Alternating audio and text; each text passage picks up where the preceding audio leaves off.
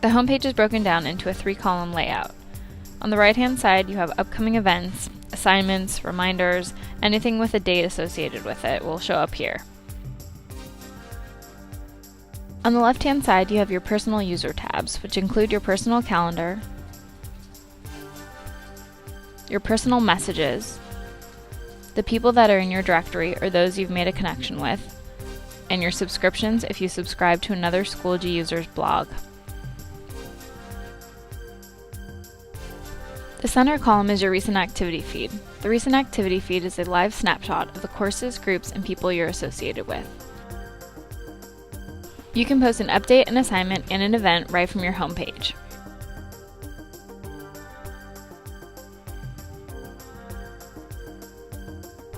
You can also choose who to post your update, assignment, or event to by clicking Browse.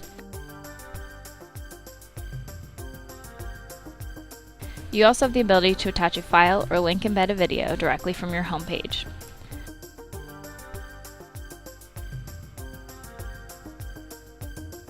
Another important feature to check out when getting started with Schoology is your notifications. By going to Notifications, you can select the Schoology notification you'd like to receive via email or text message.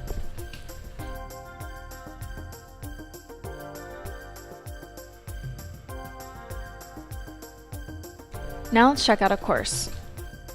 A course that has not been built out yet will look like this. It has the same 3-column layout as the homepage. The right column lists upcoming events and reminders. The left column lists your personal user tabs, including the ability to edit course options, view course updates, view your gradebook, and set up your gradebook, view attendance, view members of the course, and view course analytics. The center column is set to the Materials page by default. You can change the default landing page to Updates under Course Options. The Add Materials button is like your toolbox when building out course content. You can add an assignment, an online test or quiz, a file or link, a discussion, a page, a media album, or import from your resources. Depending on your personal style, you can also build out structure by organizing your content into folders. Now let's look at a course that has already been built out. Even if the materials are organized in folders like in this example, they will also populate in the materials index below the folders.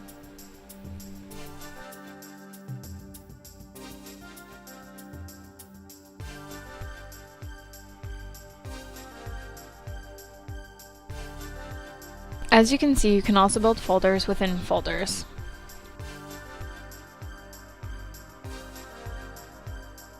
You can create a custom page of text, images, videos, HTML, or any combination of these elements. Each page has a rich text editor that allows you to customize font, styles, colors, and indents. You can also upload files, embed videos, and customize the HTML of the page. You also have the ability to create an interactive discussion. Each discussion has threaded commenting, allowing students to respond to any post by another student. These comments can also be moderated, which will require the teacher to approve each post before it is published. You can also enable grading or rapid discussion around text, an image, or a video. The check marks next to each comment shows that the comment has been graded. You can enter a comment and check the box if you'd like to show the comment to your student. A blue dot will appear next to an ungraded item. The Filter by User feature allows you to filter through student comments and review the number of comments each student has posted. You can also post your own comment, reply, like, or delete a student's comment, and attach a file, link, or embed.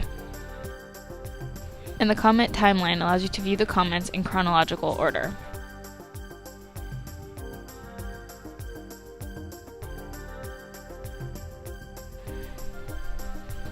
Assignments are used as graded items in conjunction with the gradebook. Once an assignment has been created, a profile will be automatically generated. The description and any additional files or links will appear in the profile, along with the Dropbox and comment tools. Each assignment has an optional Dropbox where students can submit files and where you can view, grade, and comment on the assignment. You can also select the grading category, as well as attach a file, link, or embed. You can use the assignment profile to manage Dropbox submissions, grade students, and participate in the comments area. By clicking on a student's assignment, you will be able to view the assignment in the doc viewer, as well as edit the document.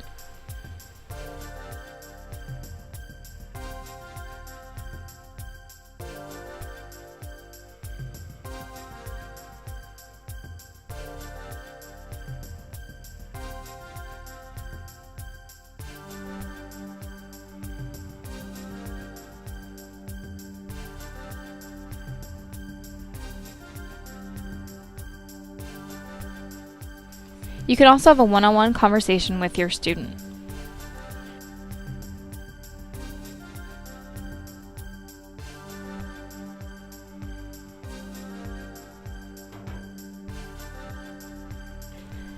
Enter a grade, an optional comment, check the box to show the comment to your student, and click Submit.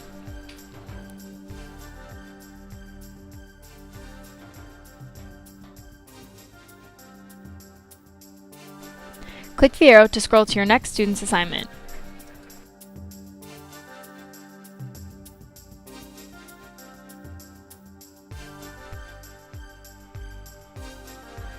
You can create an online test or quiz for students to take on Schoology.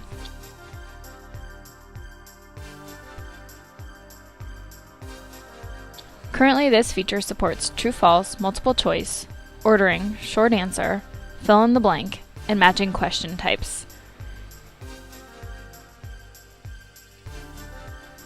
You can also import questions from Blackboard or Admastery.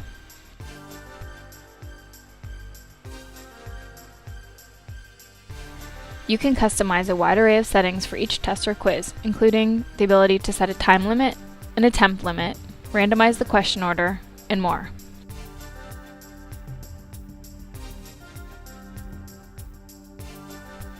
By selecting results, you can view the overall quiz stats as well as viewing the quiz results by student and by question. Each test or quiz appears in the gradebook and is automatically graded unless the questions are subjective. You can manually override these grades and add comments in the gradebook or by selecting View Responses.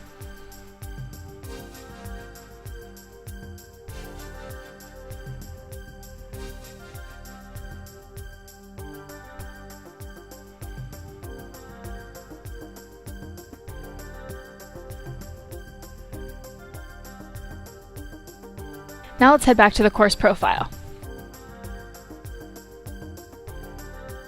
By clicking on the gear icon to the right of each folder, you will open a list of options for that folder. Folder availability can be set to visible, hidden, available after, or available between two different dates, giving you greater control over when the folder is visible by students.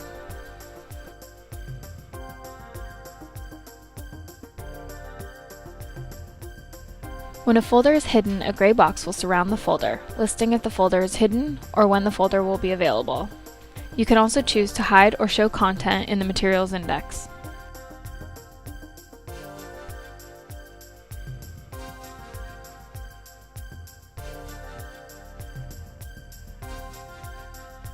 You can set conditional release for folders and course materials by clicking Student Completion under the Options button or under the gear icon to the right of each folder.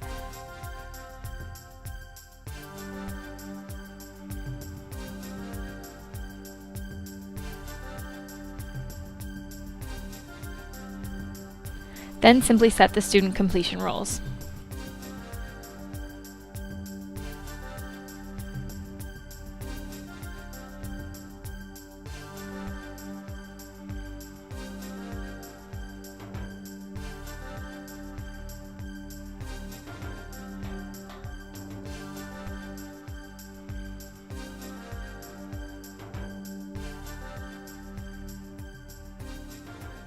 You also have the ability to save your content to your resources. Resources houses all of your content and Schoology collections in one place. You can think of a collection as a master folder that helps organize all of your work. Your Google Docs can also behave similarly to a collection. To sync your Google Docs as a collection in your resources, click on the Connect button found under your account settings.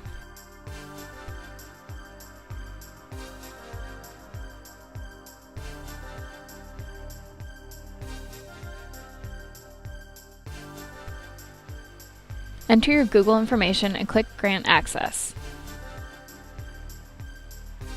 Once your account is linked, you can import any item in your Google Docs to a course or course folder.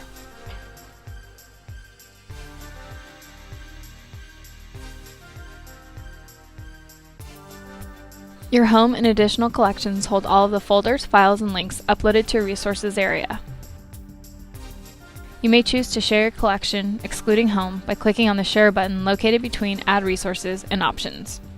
Once you've shared your collection, click on the Sharing button to set permissions to view only or can edit. You may remove members from your collection at any time by clicking on the X to the right of the Permission drop-down menu. Once someone in your network has shared a collection with you, the collection will appear under the Shared by Others section of your resources. To add a new collection, click on the box icon located to the right of My Resources. Enter a title and click Create.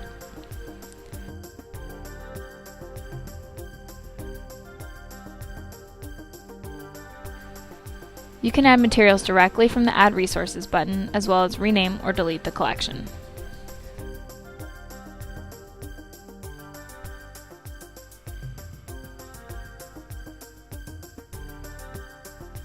And finally, let's check out the Groups feature. To join a group, click on the Groups tab and click Join. Enter the access code for the group you'd like to join. To create a group, click on the Create link on the lower left of the drop-down. Fill out the group name and an optional description. Set privacy to customize who can view the group. By selecting School, only members of the school can view the group. By selecting Group, the group is only accessible to group members. And by selecting Custom, you can customize the privacy settings. Set access to customize who can join the group. By selecting Allow Requests, people can request to join the group. And by selecting Open, anyone who can view your group can join. Click Create to finish. As you can see, a group has the same 3-column layout like you've seen on the homepage and in a course. To view all of your groups, click on the Groups link and click See All.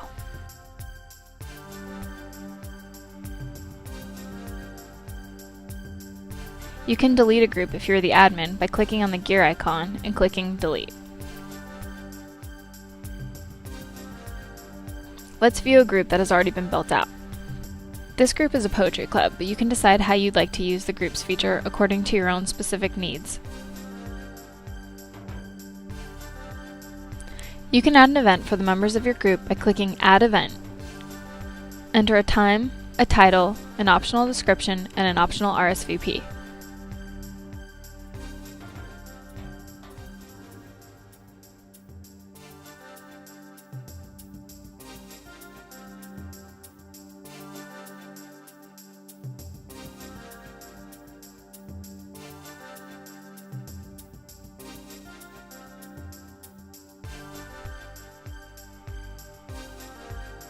The event will appear on the right-hand column of your group page and on the home page of all group members. You can add members by sharing the access code in the green box on the left-hand side, as well as by clicking on the Members tab.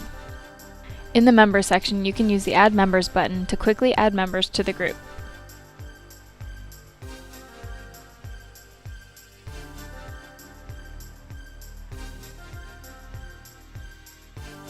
You can also share resources within a group, share media albums, participate in discussions, and post updates.